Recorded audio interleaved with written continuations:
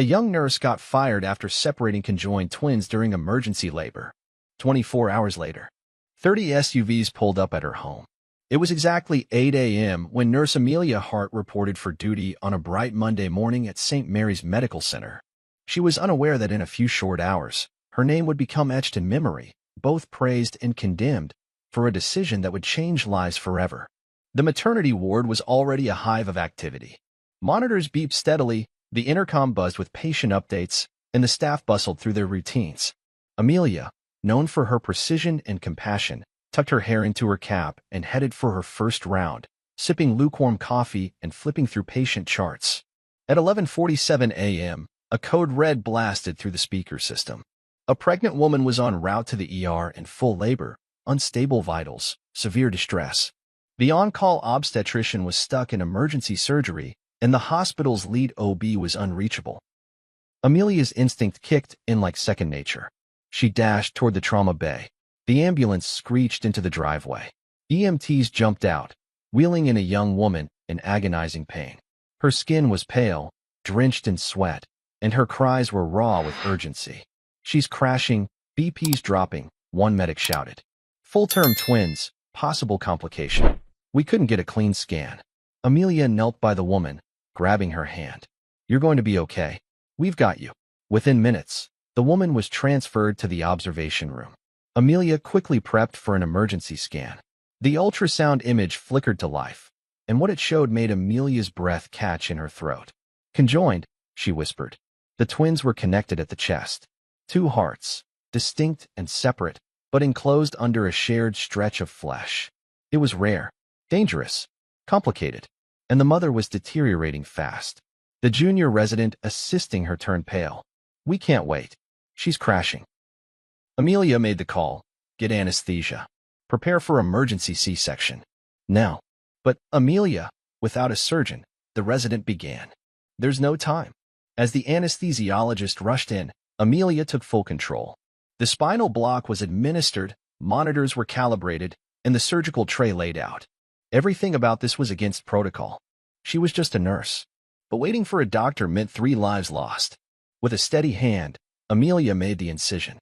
The C-section proceeded with intense focus. The uterus was exposed, opened, and with care, she delivered the babies. Twin boys. They were alive, crying, breathing, but undeniably conjoined by the chest wall.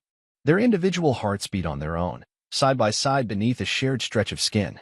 The danger was not internal, but external. Without intervention, their bodies could not function independently. Circulatory imbalance would threaten both their lives within hours. The mother was stable but unconscious from anesthesia. Amelia stared down at the boys, their tiny frames trembling in her hands. The medical team looked at her, wide-eyed, awaiting direction. She had witnessed dozens of postnatal separations of conjoined twins. She had assisted some of the best surgeons in the state, but never had she led one, never without surgical clearance. Performing such a procedure was forbidden under hospital rules for any non-surgeon. And yet, doing nothing meant they would die. "We separate now," she said. The room tensed. "That's not allowed," a nurse muttered. "You'll be fired. You might be arrested." "They won't survive the transfer," Amelia replied. "They'll die if we wait. I'm not letting that happen." Silence. Then movement. The team followed her lead. She gloved up, clamped, cleaned. With every delicate cut of her scalpel, she relied on memory, techniques she had absorbed from years in surgery rooms. The shared skin was thin but filled with small blood vessels. She carefully ligated each one, closing bleeding points, inching the hearts apart beneath layers of connective tissue. Time slowed. Breath by breath, incision by incision, she released one child from the other. Their individual hearts beat freely. Their chests, once connected, were now separate. Amelia stitched them up, dressing their wounds like a mother cradling fragile porcelain. Their cries were soft but strong. The team stared in awe. No machines had stopped. No blood had flooded uncontrollably. No child had been lost. The impossible had happened. They had survived. As the mother woke hours later, she saw her sons in 2 separate bassinets and began to weep. Her hand found Amelia's. "You saved them," she whispered. "You saved us." Amelia smiled, exhausted, relieved. But her moment of peace didn't last long. Before she could step away, the hospital administrators arrived. 3 stern men in suits, one with a file in hand, entered the post-op room with cold formality. "Nurse Hart," the head administrator said without emotion, "you performed unauthorized surgery in violation of hospital surgical protocol. Regardless of outcome, you acted outside the scope of your license." Amelia's smile faded. "We're terminating your employment effective immediately. Security will escort you out." There were protests from fellow nurses and whispers from the observing staff. But none of it mattered. The paperwork was signed. The protocol enforced. No hearing. No consideration. Just silence as she turned in her badge and walked out of the hospital, tears mixing with sweat. That night, she lay on her couch, staring at the ceiling, wondering if it had all been worth it. The boys were alive. The mother safe.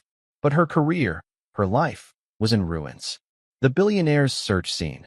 The camera cuts to the billionaire husband, pacing in his grand office, phone in hand. His wife's condition has stabilized, but he's consumed with the fate of the nurse who saved them. He makes calls to the hospital, demanding to know more about Amelia. When he learns of her firing, his frustration boils over. The scene shifts to him storming out of his office, instructing his security team to find Amelia. The camera follows him as he personally sets out to locate her. A montage plays as the search intensifies, tracking down hospital records, cross-referencing addresses, pulling in every favor from his connections. Despite the vast wealth and resources at his disposal, it's not until the next morning that he finally uncovers her location. Amelia's home is modest, nothing like the grand estates he's used to. He stares at the address for a long moment before making the decision to go in person. The rain tapped gently against the floor-to-ceiling windows of Alexander Pierce's penthouse office, perched high above the Manhattan skyline. It was nearly midnight, but the lights inside remained on A. Soft and golden, casting long shadows across shelves lined with awards, books, and old photographs. Alexander sat in stillness, his tailored suit wrinkled from hours of restless pacing. His mind wasn't on business. Not tonight. His wife, Layla, was stable. Their newborn sons, conjoined twins, were alive. But the nurse who had saved them had been fired on the spot for acting without permission. That name haunted him all evening. Amelia Hart. She had performed an emergency cesarean when no doctor was available. She had noticed the twins were fused by the chest and had gone further. She had separated them on her own, relying only on her instincts and what she had observed over the years. No formal training in that specific surgery. No authority to do it. But she did. And she succeeded. Alexander's hands curled into fists as he stood up abruptly. "They fired her," he said aloud, as if trying to believe it. "They punished her for saving my family." He grabbed his phone and called the hospital again. "Put me through to the director," he snapped. "Now."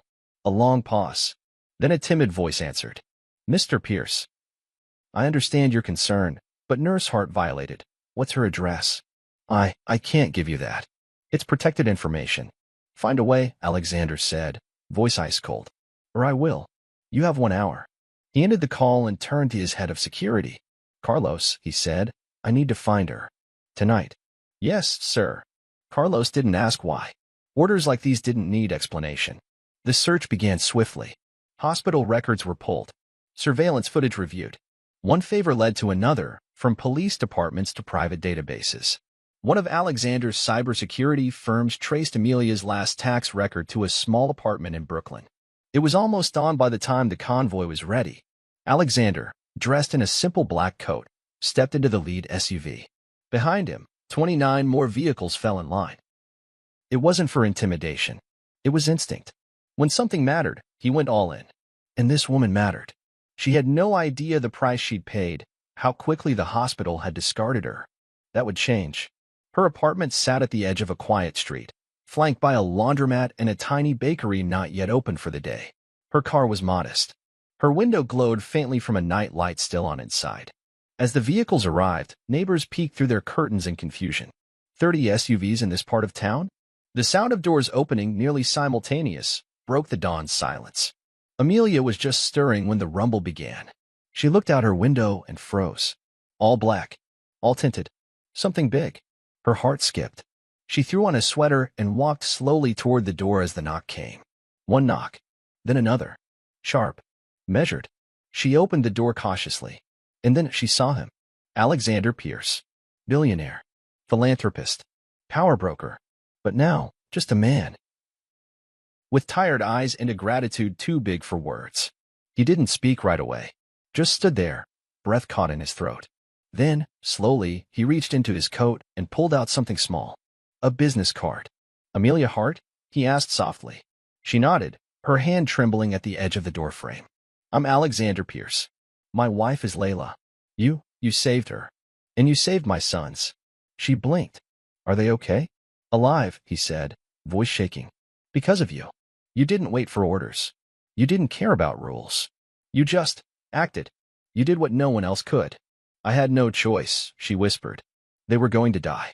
"I know," he said, his throat tight. "Which is why I'm standing here." He looked around the hallway, then back at her. "I don't want to overwhelm you. I couldn't sit still. Not after hearing what happened." She looked at him, unsure what to say. "They fired me," she said quietly. "On the spot." "I know." He stepped forward, gently offering his card. "This is my personal number. And my home address. I want you to come. Not now. When you're ready. I want to thank you properly. My wife is still in the hospital, recovering. But she wants to see you too. She asked about you the moment she woke up." Amelia stared at the card like it was a foreign object. "You didn't have to come here," she said. "You're probably busy." "Busy?" He gave a dry laugh. "I would burn everything I own just to make sure you were treated with the respect you deserve." He took a breath. "You don't realize what you did. You gave me my family. That's not something I repay with a handshake." She nodded slowly, overwhelmed. He took one step back, then another. "Take your time," he added. "But I hope you'll come." She stepped forward and shook his hand. "Thank you for coming," she said quietly. "Most wouldn't." He looked into her eyes, soft, unsure, tired, but steady. And he smiled. "That's where they're wrong," he said. "The ones who matter? They always come."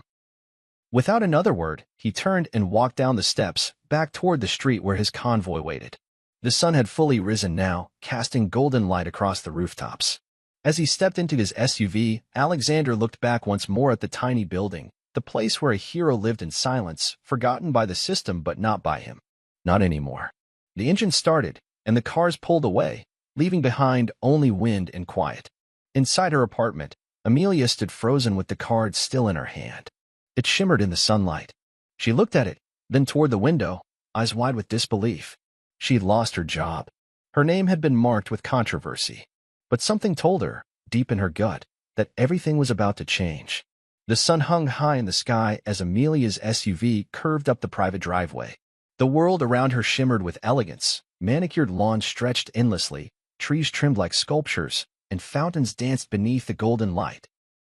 It felt like something out of a dream, or a movie she never imagined herself in. Her fingers nervously played with the edge of her sleeve as the vehicle slowly rolled to a stop before the main entrance. The estate was more like a palace than a home, white stone walls, towering archways, intricate ironwork gates that glistened with gold trim. She barely noticed the luxury car fleet or the stone lion statues guarding the steps. What struck her most was the silence. It wasn't cold or intimidating. It was solemn, almost sacred, a quietness that seemed to whisper, "You are welcome here." The door opened. A suited attendant offered her his hand. "Miss Amelia," he said with a polite nod. "They're waiting for you." Amelia stepped out, her worn flats making the softest sound against the polished stone. She stood still for a moment, taking it in. The sheer scale of it. The elegance. The fact that she was even here. Her heart thudded in her chest, not with fear, but disbelief. A woman appeared at the massive doorway, waiting for her. Not a servant. Not a guard. Layla.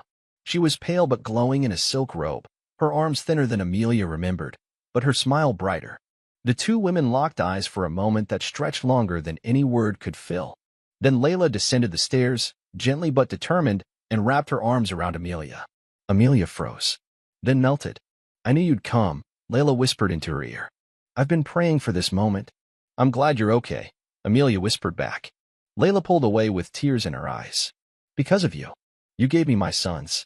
You gave me another sunrise." "I don't have the words." From behind her, Alexander Pierce emerged. He wore no suit today, just a dark blue sweater and black slacks. Yet, even stripped of his business armor, he commanded the space around him.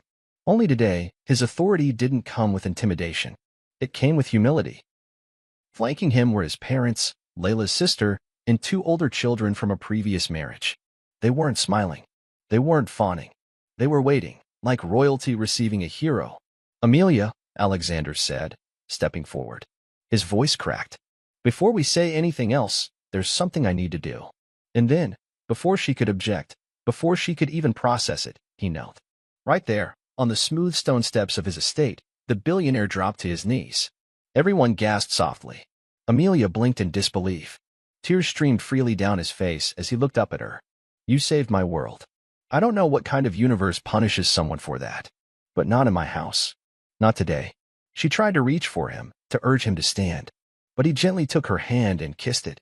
If not for you, he continued, still on his knees, I'd be a widower. My children would be gone. I'd be surrounded by wealth and emptiness. You didn't wait. You didn't ask permission. You did what even the most trained surgeons wouldn't dare do. Because you cared. Because you believed you could. And you did. His voice cracked again, and he wiped his tears with his sleeve as he slowly stood. She didn't know what to say. No one had ever looked at her that way. Like she mattered beyond the uniform. Like her name was something sacred. He led her into the house. It was breathtaking.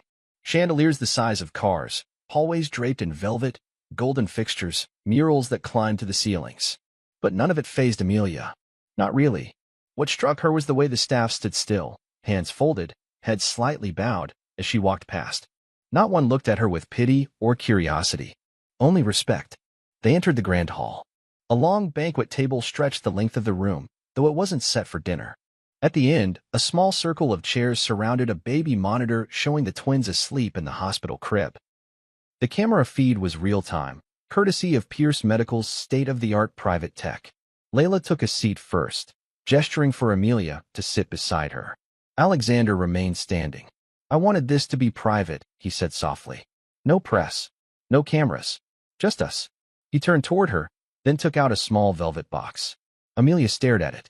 He opened it slowly, revealing a diamond-studded brooch shaped like a heart split in two and sewn back together.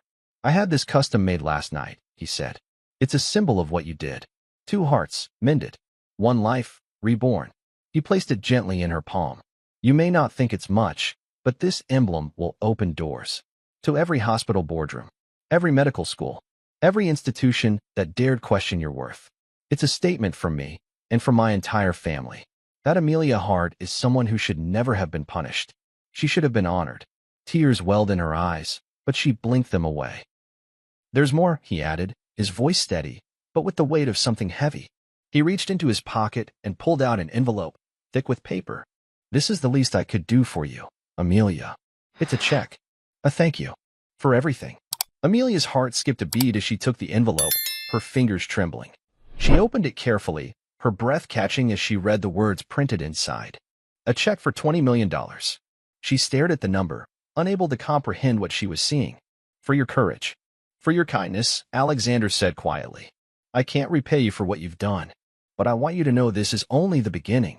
You've changed my family's life forever, and I'll never forget that. Amelia sat there, stunned. The weight of the check in her hands was heavier than the money itself. She had never imagined a day like this. A day where her life would be transformed by a single decision. A decision she had made not for fame or fortune, but out of necessity. There's also something else, he continued. I've arranged for you to have a private clinic, fully funded. It's yours. No strings attached. You'll be able to make decisions like the one you made that day. You'll be free to practice medicine with respect, without fear of punishment. It's your gift, Amelia. Amelia's voice barely escaped her lips. I don't know what to say. You don't have to say anything, Layla added softly, reaching for her hand. You've already given us everything. You've already spoken in the language of courage. They sat there for a long time, no one rushing her. A few family members came to shake her hand. Even the Pierce children thanked her, though they barely understood the magnitude of what she had done. Eventually, Alexander walked her to the garden. Can I ask you something? He said. Of course. Why didn't you wait for a doctor? She paused. Then answered simply, because I saw the mother's eyes. She was slipping. The heartbeats were unstable. I knew if I waited, I'd be watching 3 deaths instead of delivering 2 lives. He nodded, lips tight. You ever regret it? He asked. Amelia turned to him. No, she said. I regret they punished me. But not the choice. Never the choice. He smiled. I've built empires with people who can't make decisions under pressure. You made one when the cost was your career. That's not just brave. That's leadership. As the sun began to lower, the SUV was brought around once more. Amelia stood beside it, her hands full, the letter, the brooch, the deed. But more than that, her heart felt full, overwhelmed, but not broken. Alexander leaned in one last time, his hand on her shoulder. I hope you'll return. As family. Not just as a guest. I'd like that, she said. And she meant it. She stepped into the car, took one last look at the estate, now not just a symbol of wealth, but a place of healing, and let the door close softly behind her. The soft hum of the evening air drifted through the open windows, and the golden light of the setting sun bathed the room in warmth. Amelia stood before the large, polished window of her new home, her gaze fixed on the horizon where the sky met the rolling hills far beyond. The reflection of her face in the glass was almost surreal, a stranger to her own eyes. It was hard to believe that this peaceful moment, in a house that seemed to shimmer with luxury and opportunity, was the result of everything she had endured, the pain, the sacrifices, the choices that had changed her life forever. She was no longer the nurse who had risked everything in that cold hospital operating room, fighting for two lives she had no guarantee of saving. She was no longer the woman who had been cast aside, fired from the place that once held her dreams. Now, she stood in the warmth of a new life, one that she never could have imagined. Her fingers lightly brushed the glass, her mind replaying the journey that had brought her here. Could this really be happening? She wondered. A soft knock on the door behind her broke her reverie. She turned to see Layla, the woman whose life she had saved, standing in the doorway with a warm, inviting smile. Layla's once fragile figure had regained its strength, her eyes now filled with a new, quiet joy. Are you ready? Layla asked gently. Amelia nodded, her heart swelling. The bond between them had grown deeper than just gratitude. Layla was no longer just the woman she had helped in that desperate moment. She was a friend, someone who had come to understand Amelia's courage and her pain. Together, they made their way downstairs to join the rest of the family. The large, open-plan kitchen and dining area were filled with soft laughter, the sounds of glasses clinking, and the warm scent of dinner being prepared. Alexander, his arms draped casually over the back of a chair, stood by the table, deep in conversation with his father. His face, though no longer marked with the overwhelming grief he had once carried, still held a quiet intensity. His eyes lit up as soon as they entered, a soft smile spreading across his face. Amelia, he greeted her with the same warmth he had shown the first time they met. We're just about to eat. You're not missing anything important, are you? Amelia smiled back, though there was a part of her that still felt overwhelmed by the ease of it all. She had never imagined herself in a place like this, surrounded by people who cared, people who had become like family. Not just because of her life-saving actions, but because they had seen her, truly seen her, in a way few ever had.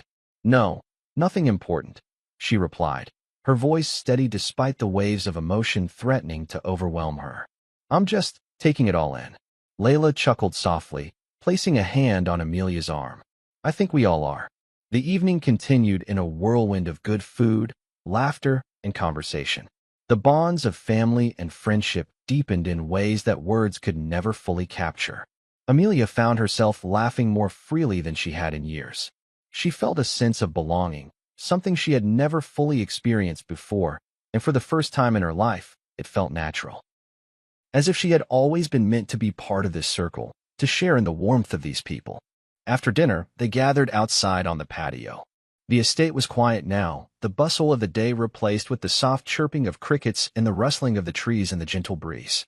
The world felt still, peaceful. Amelia stepped onto the patio, a glass of wine in hand, and let out a deep breath. She glanced around at the people she had come to care for. Layla, Alexander, their children, even his parents, who had welcomed her with open arms from the moment she arrived. The respect she had earned in this house wasn't based on her fame or her money, it was rooted in the strength of her character, the courage to act when the world told her to wait. As the sun dipped lower in the sky, the colors of the sky blending into soft shades of pink and orange, Amelia stood silently, her heart swelling with a mixture of awe and gratitude. She had gone from a woman who felt lost and insignificant to someone who had made a difference, not just in her own life, but in the lives of so many others. Are you happy? Layla's voice broke into her thoughts, soft and full of understanding. Amelia turned to her, her eyes misting over. I never imagined this. I thought happiness was something for other people, but I think I'm finally starting to understand it. Layla smiled, her eyes glistening with emotion. You've earned it. You deserve it. Amelia nodded, her gaze returning to the horizon. I used to wonder if I'd ever get the chance to live the life I always wanted. But now, I feel like it's just beginning. In that moment, Amelia realized something profound. Her journey had been hard, harder than most people would ever understand, but it had shaped her into someone stronger, someone capable of handling the weight of this new life she had been given. As she stood in the quiet garden, feeling the breeze lift her hair and the coolness of the evening settle around her, she felt a deep sense of peace. The turmoil of the past, the pain, the doubts, all of it had led her here. She was no longer the nurse who had risked everything. She was no longer the woman fired for saving lives. She was Amelia Hart, someone who had made a choice, and that choice had rippled out into the world, changing everything. Her future was no longer defined by the confines of a hospital or the judgments of others. Her future was now in her hands. She had the power to shape it, to live a life she never thought possible, to stand tall in a world that had once seemed so daunting. And for the first time, Amelia felt a quiet, certain confidence settle in her heart.